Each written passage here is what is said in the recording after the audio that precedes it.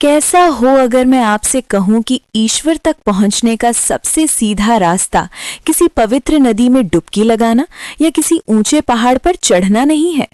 क्या हो अगर वो रास्ता, वो दरवाजा आपकी बंद आंखों के ठीक पीछे ही छिपा हो।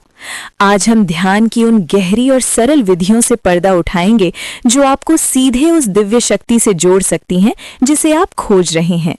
ये एक ऐसी यात्रा है जो बाहर की दुनिया में हजारों मील चलकर नहीं बल्कि भीतर की गहराइयों में कुछ पल ठहर कर पूरी होती है। हमारी जिंदगी एक कभी न खत्म होने वाली दौड़ जैसी लगती है ना?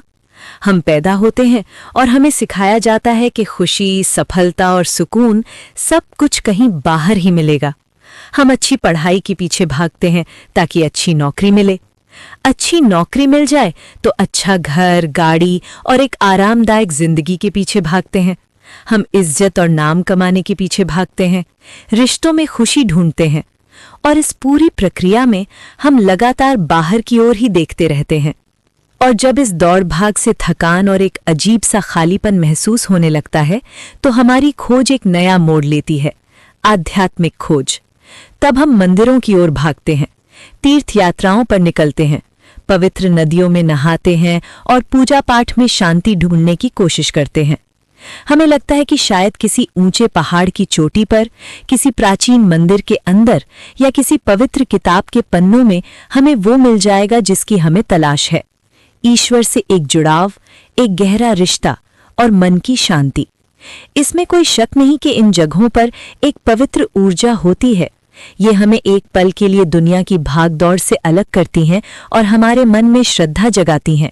लेकिन अक्सर होता यह है कि हम इन यात्राओं से लौटकर खुद को वहीं खड़ा पाते हैं जहां से हमने शुरुआत की थी। मंदिर का घंटा कानों में कुछ देर गूंजता है और फिर शांत हो जाता है।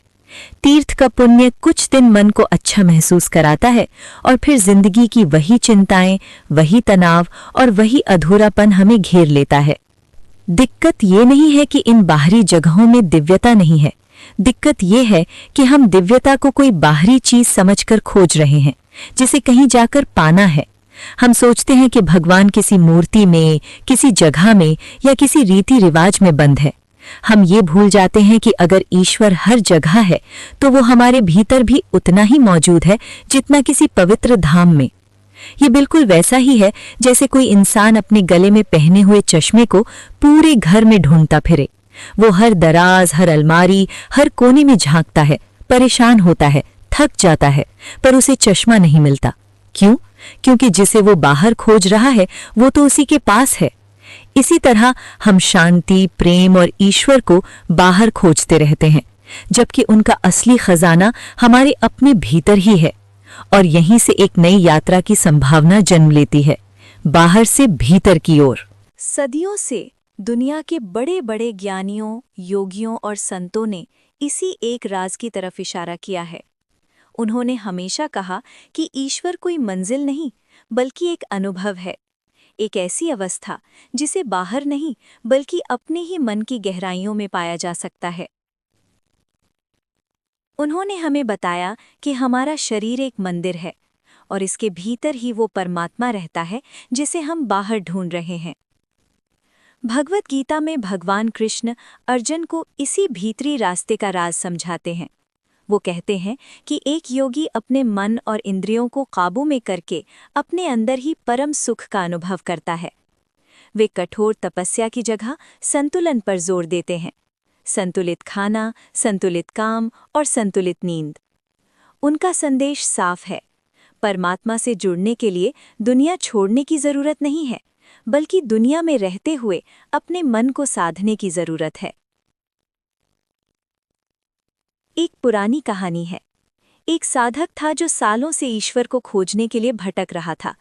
उसने हर तीर्थ की यात्रा की, हर गुरु के प्रवचन सुने और हर तरह के व्रत उपवास किए, पर उसे शांति नहीं मिली। थक हारकर वो एक शांत नदी के किनारे बैठ गया और रोने लगा। तभी वहां से एक बुजुर्ग संत गुजरे। उन्होंने साधक से उसकी उदासी की वजह पूछी। साधक ने अपनी पूरी कहानी कह सुनाई। संत मुस्कुराए और बोले, बेटा, तुमने भगवान को हर जगह खोजा, बस एक जगह खोजना भूल गए। कहाँ? साधक ने बेचैनी से पूछा। संत ने अपनी उंगली से साधक के दिल की ओर इशारा करते हुए कहा, यहाँ, अपनी बंद आंखों के पीछे। ये कहानी हमें गहरा सच बताती है। असली यात्रा बाहर की नहीं, भीतर की है। जब हम बाहर देखना बंद करके अंदर झांकना शुरू करते हैं, तभी असली राज खुलने लगते हैं। ये एक ऐसा बदलाव है जहां हम करने वाले से देखने वाले यानी साक्षी बन जाते हैं। हम दुनिया की भागदौड़ में किरदार निभाने के बजाय अपने ही विचारों, अपनी भावनाओं और अपनी सांसों को चुपचाप देखने वाले बन जाते हैं। ये बदलाव आसान नहीं है, क्योंकि हमारा मन हजारों सालों से बाहर भटकने का आदी हो चुका है। वो या तो गुजरे हुए कल की यादों में खोया रहता है या आने वाले कल की चिंताओं में। उसे अभी इसी पल में अपने भीतर टिकाना एक कला है, और इसी कला का नाम है ध्यान।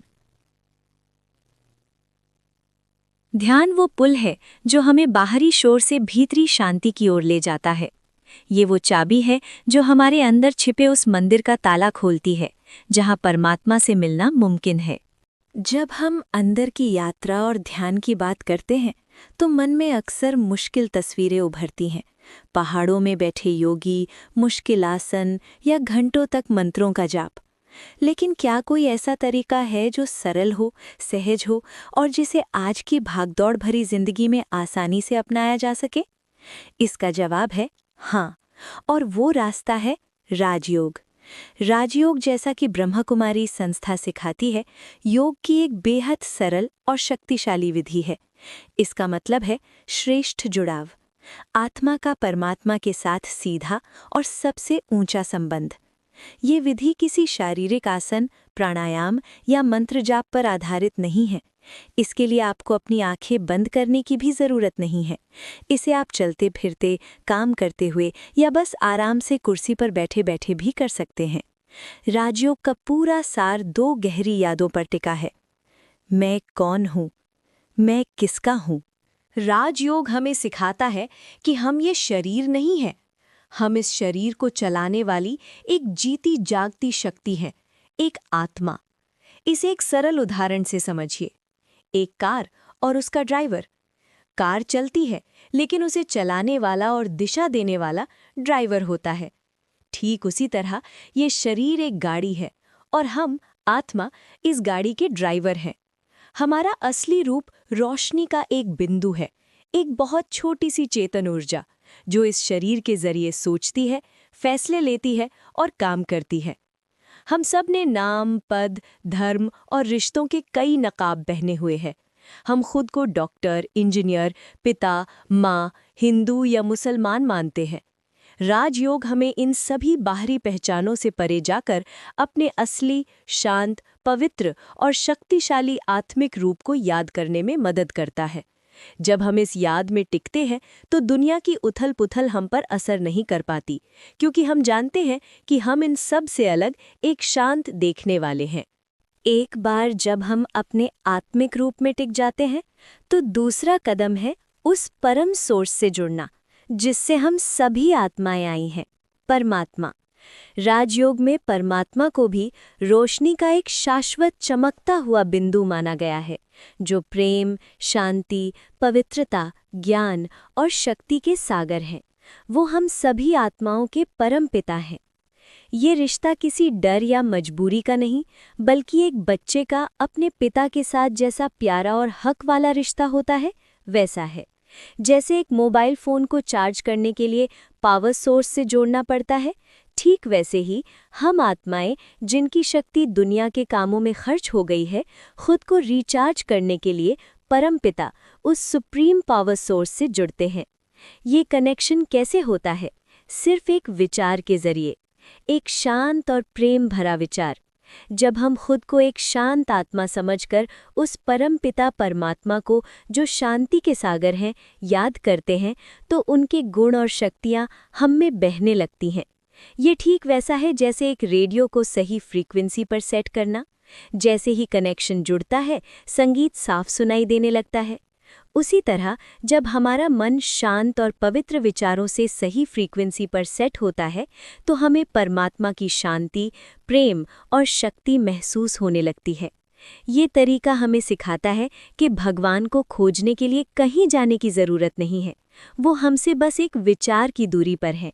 ये एक मन की तीर्थ यात्रा है जो हमें सीधे उस परमात्मा से जोड़ती है और हमारी जिंदगी को शांति, शक्ति और एक नए मकसद से भर देती है। सिर्फ जानना एक बात है और अनुभव करना बिल्कुल दूसरी। तो आइए कुछ पल निकालकर राजयोग ध्यान की इस सरल विधि को आजमा कर देखते हैं। ये एक गाइडेड अभ्यास है जो आपको आपकी भीतरी यात्रा की पहली झलक देगा। आप जहां भी हैं, आराम से बैठ जाएं। अपनी कमर को सीधा रखें, पर शरीर को अकड़ाएं नहीं, बिल्कुल ढीला छोड़ दें।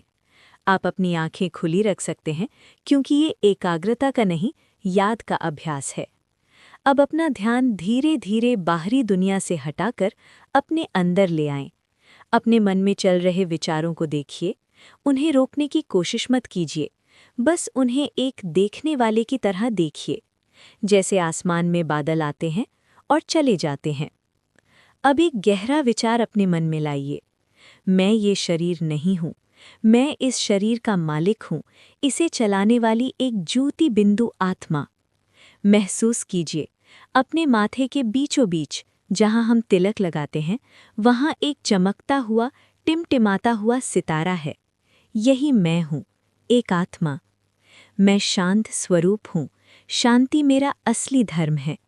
मैं प्रेम का स्वरूप हूँ, मैं पवित्र स्वरूप हूँ। इस शांति को महसूस कीजिए। ये शांति कहीं बाहर से नहीं आ रही, ये आपके अंदर ही है, हमेशा से थी। अब इस आत्मिक याद में टिककर हम अपने परम पिता को याद करेंगे। अपने मन की आंखों से देखिए, इस दुनिया से परे, चांद तारों से भी बहुत दूर एक लाल सुनहरे प्रकाश की दुनिया है, परम धाम, शांति का घर। उस परम सोर्स से शांति की किरणें, प्रेम की किरणें मुझ आत्मा पर बरस रही हैं। जैसे सूरज की रोशनी गर्मी देती है, वैसे ही परमात्मा की याद मुझ आत्मा को शक्ति से भर रही है। महसूस कीजिए, शांति की लहरें आपके पूरे वजूद में फैल रही हैं। आपके मन का सारा तनाव, सारी चिंताएं धुल रही हैं। आप सुरक्षित हैं, आप शांत हैं, आप उस परम पिता की छत्र छाया में हैं। ये रिश्ता दिमाग का नहीं, दिल का है। दिल से उन्हें पुकारिए, बाबा, और महसूस कीजिए कि उनकी सारी शक्तियाँ, सारा प्रेम आपको मिल रहा है। आपकी बैटरी चार्ज हो रही है। कुछ पल इसी खामोशी में, इसी प्यारे रिश्ते में टिके रहिए। कुछ पलों का मौन। अब धीरे धीरे अपनी चेतना को वापस इस कमरे में ले आइए। इस शांति को, इस शक्ति को अपने साथ रखिए। ये राजयोग ध्यान का एक छोटा सा अनुभव था। इसे आप दिन में कई बार बस कुछ मिनटों के लिए भी कर सकते हैं, काम के बीच में, सफ़र करते हुए या रात को सोने से पहले। ये आपके मन को शांत करेगा और आपको उस परम शक्ति से जोड़े रखेगा जो हमेशा आपके साथ है। ये सवाल मन में आना बहुत स्वाभाविक है कि क्या बस कुछ मिनटों के इस मानसिक अभ्यास से सच में कुछ बदल सकता है? क्या इससे वाकई ईश्वर से रिश्ता जुड़ सकता है? इसका सबूत दुनिया भर के लाखों लोग हैं जो हर दिन इस अभ्यास को अपनी जिंदगी में अपनाते हैं। वे बताते हैं कि ये सिर्फ ध्यान की एक विधि नहीं, बल्कि जिंदगी जीने का एक नया तरीका है। जब आप दिन की शुरुआत कुछ पल परमात्मा की याद में बैठकर करते हैं, तो आप अपने साथ एक दिव्य ऊर्जा लेकर चलते हैं। ट्रैफिक का शोर, ऑफिस का तनाव, रिश्तों की चुनौतियां, ये सब अपनी जगह रहती हैं, लेकिन आपके अंदर एक गहरी शांति बनी रहती है। आप हालात के गुलाम बनने के बजाय उनके मालिक बन जाते हैं। भगवद गीता भी इसी बात को पक्का करती है, जब कृष्ण कहते हैं, जो अभ्यास और वैराग्य से अपने मन को वश में कर लेता है, वो इस मुश्किल लगने वाले लक्ष्य को भी पा सकता है। राजयोग इसी अभ्यास का एक सरल रूप है। ये हमें सिखाता है कि कैसे दुनिया में रहते हुए भी मन से उससे जुदा रहा जाए। ये अनुभव हर किसी के लिए अलग होता है। किसी को गहरी शांति महसूस होती है, किसी को बेशुमार प्यार का अनुभव होता है और किसी को अपने जीवन के सवालों के जवाब अंदर से ही मिलने लगते हैं। इसका सबसे बड़ा सबूत है आपके अपने जीवन में आने वाला बदलाव, आपके विचारों में पॉजिटिविटी, आपके रिश्तों में मिठास और आपके मन में एक ठहराव। यही इस भीतरी यात्रा का सबसे बड़ा प्रमाण है। इसकी कोई गारंटी नहीं है कि आपको पहली बार में ही कोई चमत्कारिक अनुभव होगा। ये एक सफ़र है, एक लगातार किया जाने वाला अभ्यास।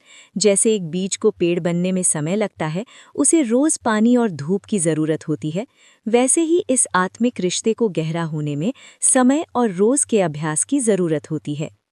लेकिन वादा ये है कि आपका हर कदम, आपकी हर कोशिश बेकार नहीं जाएगी। भगवान कृष्ण अर्जुन को भरोसा दिलाते हैं कि जो भी भगवान को पाने के लिए कोशिश करता है, उसका कभी पतन नहीं होता। इस जन्म में किया गया अभ्यास अगले जन्म में भी साथ जाता है, जब तक कि मंजिल न मिल जाए। इसलिए निराश ना हो, अपनी भीतरी यात्रा आज से ही शुरू करें। तो क्या ध्यान से भगवान के पास पहुंचा जा सकता है?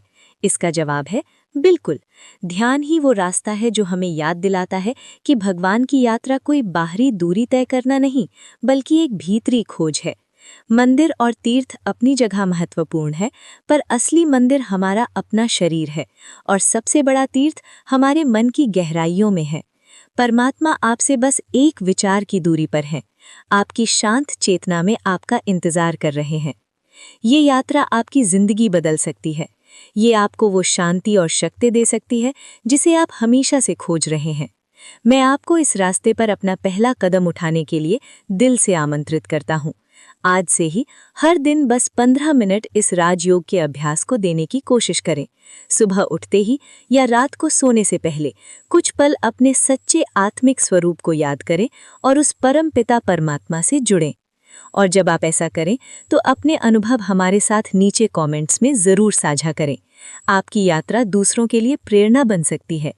अगर आपको ये वीडियो अच्छा लगा तो इसे लाइक करें और उन लोगों के साथ शेयर करें जिन्हें इसकी ज़रूरत महसूस होती है। और ऐसे ही गहरे आध्यात्मिक विषयों पर और जानने के लिए हमारे चैनल को सब्सक्राइब करना ना भूलें। याद रखिए, सबसे बड़ी खोज आपकी अपनी खोज है। ओम शांति।